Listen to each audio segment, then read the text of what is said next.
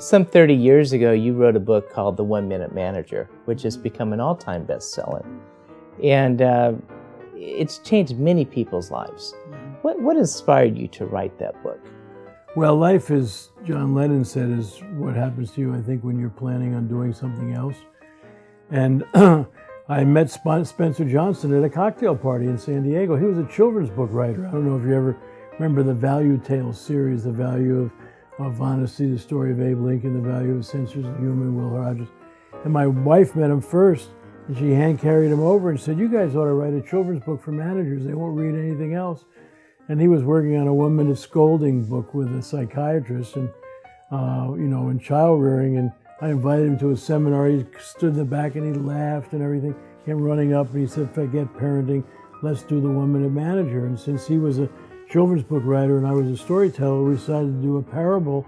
And it came out on Labor Day 1982. Next week it was on the bestseller list, in the New York Times, because we were on the Today Show.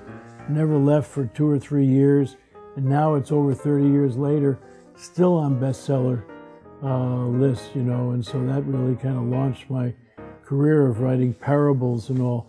But as I said, this other book is kind of a parable of my story, but it's been fun, and I've worked with Barrett Kohler on a number of books, 2 with Mark Miller, who was the head of training for Chick-fil-A, and one called The Secret, what a great leaders think and do, which has really done well. They serve.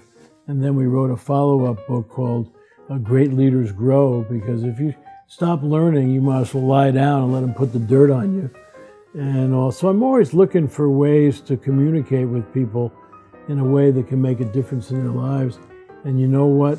When I work on these kind of things, it helps me too. So it's not just about me saying, I'm going to help all you idiots out there. Every time I work on a book, it helps me get down the road a little bit myself.